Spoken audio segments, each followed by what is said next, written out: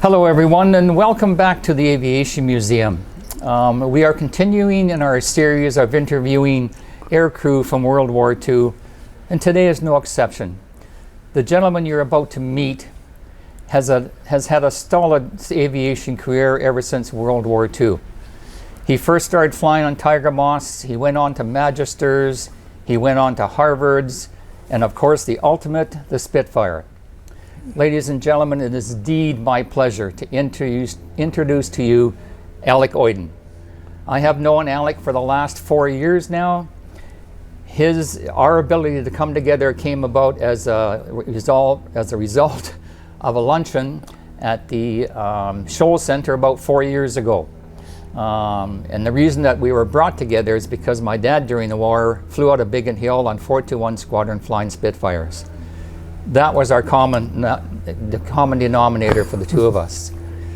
I've asked Alec, him and I have talked for the last 3 or 4 years about his aviation career, and I asked him if he'd be willing to come into the museum and to talk about what he did during the war and after the war, because his aviation career extended after the war in many, many facets, including delivering aircraft to the Indian Air Force and the Pakistani Air Force, including flying the Oster, of which we have a copy of in our museum here, down to South Africa. Ladies and gentlemen, Alec. Alec, it's wonderful to have you here. Thank you. This has been a long time coming. So I think I'd like to get right into the aviation part of your career. Yes. Let's talk about when you joined the RAF. Yes. And you took your training. Yes. So what aircraft did you train on? Tiger Moths. Right. Yes, they checked us out in England to see whether we could fly, and then we were sent to Canada to do our flying training. And that was on the Harvards, right? We went on Harvards, yes, and on to Spitfires, and we were on our way.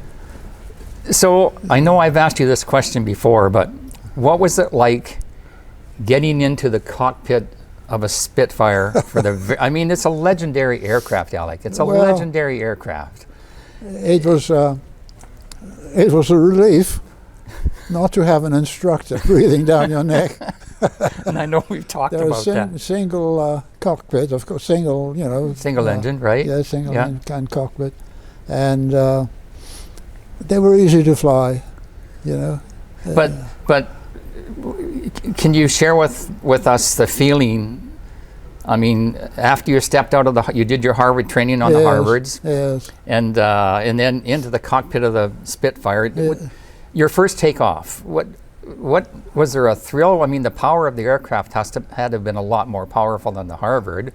Yes, we started on the Spitfires 1s and 2s. Okay. And then, of course, we operated on the 9s. Right. But they were easy to fly, you know, never had a problem.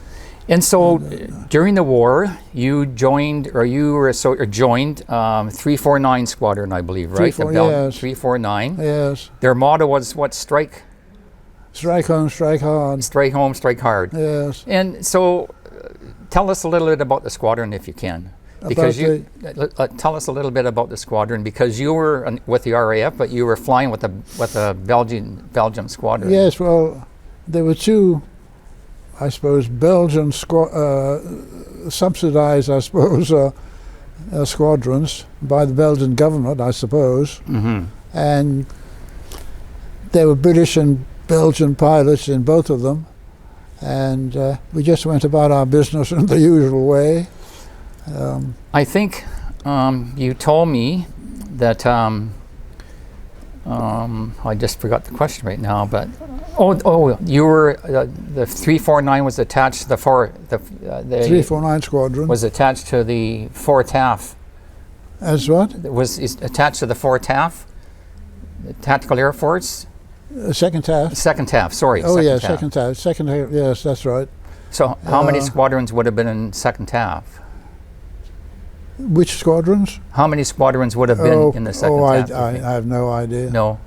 You know, the second TAF, that was the one that went into Europe. I believe the first TAF went to North Africa. Okay. And we were the second staff, and the squadron, pretty well all squadrons went once we invaded France. We went over almost as soon as we had an airfield to land in. We were over there operating from North France as far as we could go, and just shooting up whatever we had to shoot up. I remember you telling me that you had, during your flying career with the RAF, you only had one incident, and that was when you were in a 3-plane formation. Remember when you were doing a dive bombing or something, and then your aircraft got hit by flak? Can you share that story with me? Well, yes. Yes, I had to crash land after that. I was lucky there, but I forget the details now. But we were just, I think there were 2 or 3 of us out, and we were hit by anti-aircraft fire, and down it came. And yes, that's right. And your aircraft received some shrapnel damage. And then I remember you telling me that you had crash landed. The aircraft flipped over on its back. Yes. And just by chance, there was a Canadian tank crew yes. that saw you go down. That's right. And came and rescued you. Yes. Yes. I mean, that's pretty amazing to think that, just by fate and chance that yes. a Canadian tank crew would have seen you go down and come to your rescue. Well, I wasn't conscious. No. So I didn't see them, but I was told by my number 2, who was watching from above. That's right. What was happening. Later on, after I saw him, several weeks later, because he was carried on flying. Right. And I also remember you telling me that at the hospital, 2 German POWs were the ones that carried you into the hospital on a stretcher. That's right. This was in Antwerp. Okay. When they picked me up. Right. And took me to a hospital in Antwerp, and there were German prisoners helping in right. in the hospital in Antwerp. How did you feel about that? Well, I didn't care very much. So, no, any serious injuries from that incident? No, I was very lucky to get away with it. A bit bruised, but nothing broken, Right. Because I think in the times that we have talked about your RAF career, that was the only incident I remember that happened to you when you were flying. Yes. In Spitfires. Oh, yes, I had. Yes. No, I had no other problems. So I was operating. We were dive bombing, ground attacks, doing all sorts of nasty things. Yeah. Oh yes. So did you stay with 349 Squadron your whole tour? Yes. During the war? Yes. And what airfields would you have flown out of on the south coast of England? Oh. Like Hornchurch and Croydon, they were all in the south coast, weren't they? We operated out of those. Yeah. That's right. But we were. That's right. We were. I think we were living in a. They'd taken over a hotel or something like that, and we would go out to the field. Operating. Just on a sort of going to work. That's because I remember you telling me that the squadron was always moving forward or something, because you weren't staying on bases. You were living on air sites and tents and stuff like that for the air flight crews. We were living in tents during ops on the south coast near Southampton, ready to go overseas, across the channel. And when the day came, we took off from England and landed in France, and then the ground crew had gone ahead of us, and so they were ready for us when we arrived, and we carried on operating out of the field in France just sort of north of Paris, and it kept going into Belgium and Holland, and finally into Germany. So. Do you recall? I mean, it's been a long time ago, but do you recall how many missions ops you flew in the Spitfire? How many missions? Oh my goodness, no. Because we brought Alec's logbook in today, and we brought some pictures of him in his uniform, and also when he was flying the Furies and the Tempests. In addition to a plaque when he was with Transport Canada, which we'll see later that Randy will put into the video. So, when your aviation career came to an end, yes, you had, prior to the war, you had enrolled in Hofbrau, the university, yes, where you took your, because Loughborough College. Alec has an aeronautical engineering. He's an aeronautical engineer, yes, and you went to Loughborough. Yes. University, yes. College. Yes. The war came. You had to interrupt that. Oh, that's right. Yes. That training, and then after the war, yes, you went back to Loughborough and yes. completed your engineering, yes. aeronautical engineering. That's right. Yes. After the war, several other things happened to you, and I like to talk about when you. Well, the first thing I want to talk about is. And we discussed this just the other day when we were talking. For some reason, fighter pilots during the Second World War loved buying MGs. Oh, yes. And you're one of those people that bought an MG. Yes. And I'm thinking about Al Deere, I'm thinking about Jeffrey Quill. So many pilots, young pilots during that time, it was the thing to own MGs. So share the story with us about how you found your first MG. Because I think it's incredible. Well, actually, I was on a bus riding through London, heading out to a town, Gerrard's Cross, where I had some relatives I was staying with. And as we were pulling out of the sort of outskirts of London, I saw this car sitting in a shop window. And that hooked me, you know.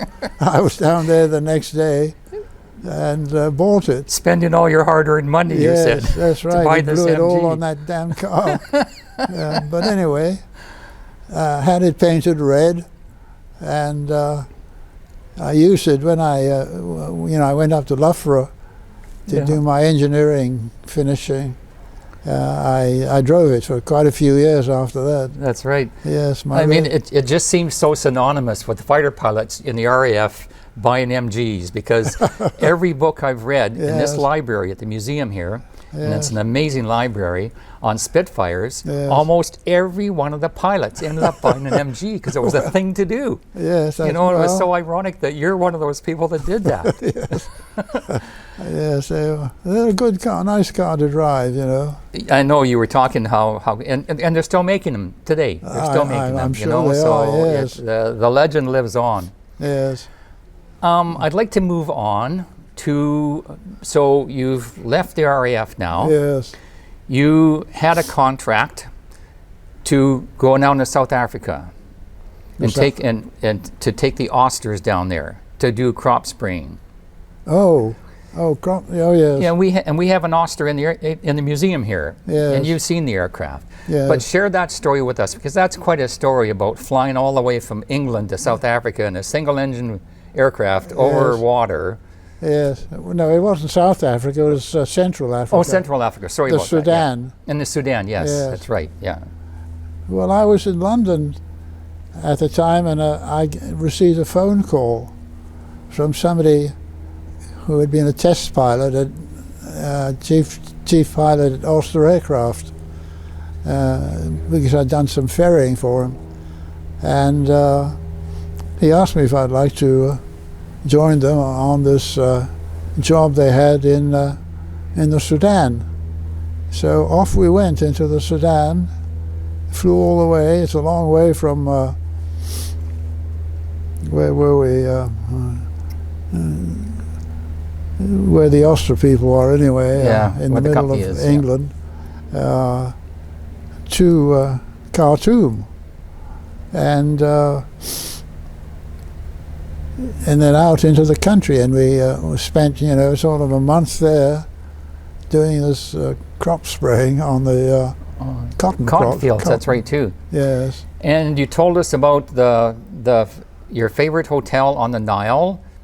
What was the name of that the hotel? Grand Hotel? The Grand Hotel, where you used to have gin and tonic or something. Yes. Sitting by the Nile in the Grand Hotel and sipping gin and tonics. Yes, that's right. I Googled that hotel some time ago, and back then it was an absolutely beautiful building. An absolutely beautiful building. Well, it was a good hotel. So lots of memories there. The Grand Hotel. The Grand Khartoum. Hotel in Khartoum. You know, about 100 yards away. Right. And you could see the odd crocodile down there. You wouldn't want to be going near the water. No, no. We also talked about, and this was a very interesting story, about you somehow fell into the job of delivering Tempests and Furies Yes. to the Indian and the Pakistani Air Forces. Yes. That's a very unique story. So please share that story with us. Because Well, it was quite by chance. I was in London. I'd been to London to write an examination, and then I went to a bar that I knew of near Piccadilly Circus to have a drink.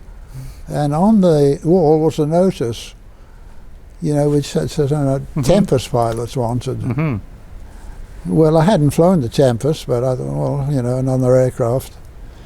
So I went to see the people who were doing this, and they said, well, okay, next time we have an aircraft going, we'll give you a call. And that's what happened. About a month later, I received a call, and they said there were 3 aircraft ready to go to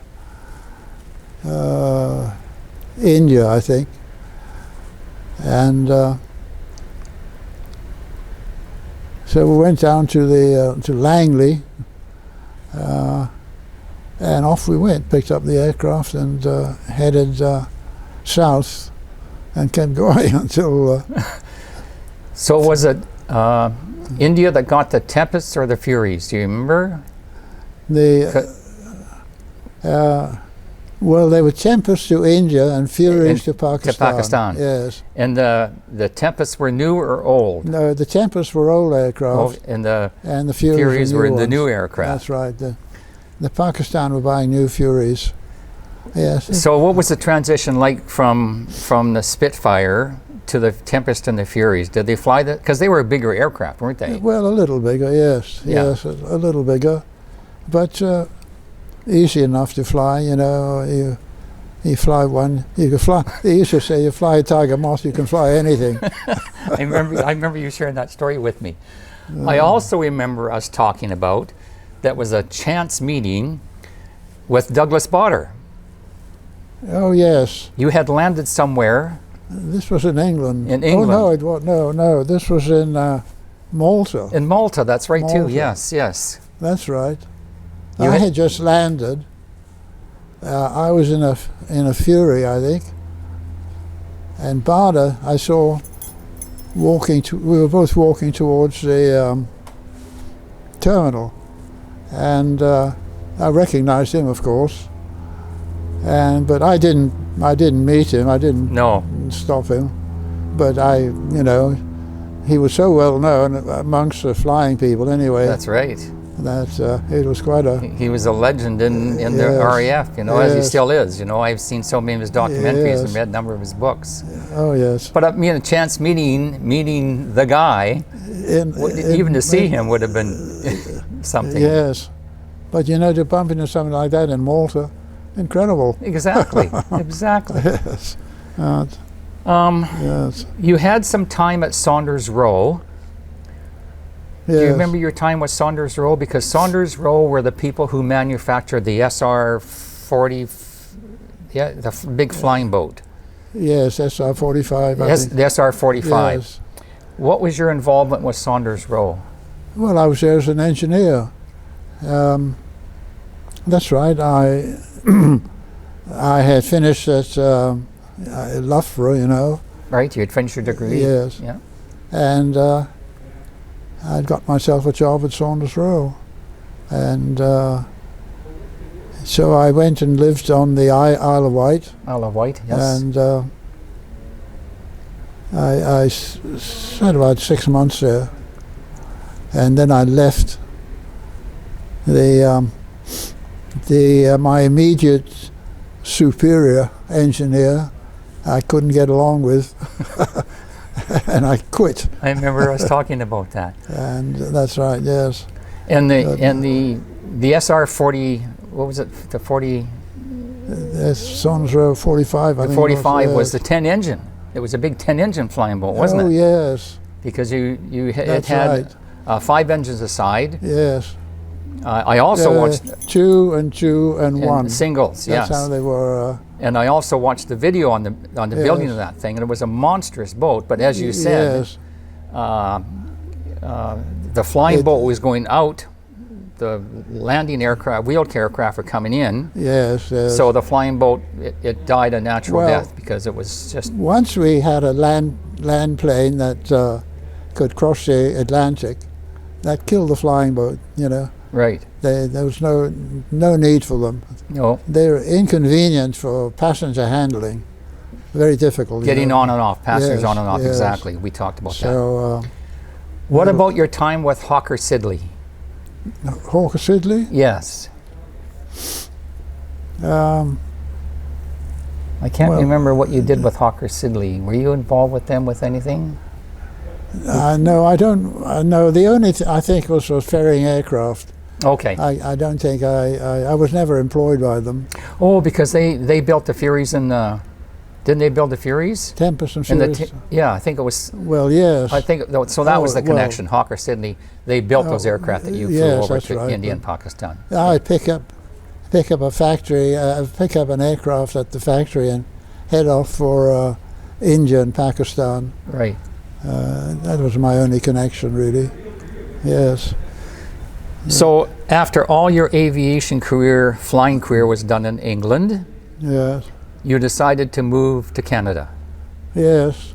What brought you to Canada? That's a good question. I'm trying to recall why I really, there was no particular reason. Mm-hmm. I think I was probably lost interest in the job I had in England at the time. I was just ferrying in little aircraft to Africa. Doing crop spraying. That's right. Yes, we Yes, talked about and that. But so you came to Canada. yes, You moved into Toronto, yes, right? yes. And you got involved with Avro Aircraft, Oh yes, with the Avro Aero program and yes. the CF100 program. That's right. Yes. Can you share a little bit about that with us? Well, not really. I was in the flight test section, and Because you knew Jan Jurakowski personally. You knew him, didn't you? well, his office was right next to my desk, you might say. That's right. We were not. He was chief test pilot, and I was just another engineer. So, but I don't know whether I ever flew with him. But you know, we used to fly Right. on test flights. Right. But And yes, what? Because you were directly in. Well, you were when Black Friday happened. It Yes. affected so many people yes, at that time. yes. What were your thoughts on the Avro Aero program? How did you feel about where that was going? Would it be a success? Would it not be a success? What were your? Because we've talked about that. I wasn't heavily involved at all with the Aero, because I was working on CF100s. That's right. You on the And so I 100s. wasn't, in that section dealing with the Aero. So I really didn't have any feelings about it. I think it would have been a good aircraft if they'd, gone ahead with it. Mm-hmm. I saw it take off. We were there for the first takeoff, of Well, that course. would have been interesting. Yes, yes. 01. Yes, Jan Zurakowski was the chief test pilot, That's right. and Peter Cope. But I had very little really to do with that at that time. The CF-100 was taking a priority over the Avro Aero because they wanted to manufacture the CF-100s. Well, we had sold them, yes. Right, and the RCF wanted to take those Yes. over. Let's move on to the jetliner. Oh yes, yeah, Because I borrowed a book out of the library and I took it over to your room the other day so that you Yeah. could have a look at the pictures, because you knew Michael Slipper Cooper, yes. you knew Jim Floyd, you knew a number of people that were involved in the jetliner program. What was your part in the jetliner program? Oh well, I really never got into it because I was not on that. It was another program, and I was still working on the CF-100s and those Okay. aircraft. So Okay, I think I flew in the jetliner a few times with either Mike Cooper Slipper or Michael Cooper Slipper one was of the pilots. Now I've forgotten yes. I remember you talking to me that you had some of the we had a Polish, well-known Polish pilot, Zurakowski. Yes. Oh, Jan Zurakowski, yes. Yes, I had a couple of trips in that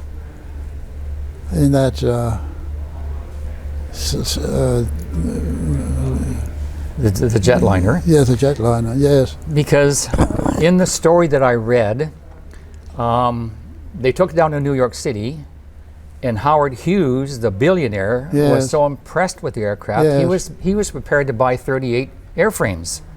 So, well, Howard Hughes was. He wanted to build his own airline. I think he wanted 5 or 6 aircraft. I thought somewhere he was a number, but that doesn't Well, really matter. I don't but know. I don't think. Anyway, it didn't really get off the ground. Yes.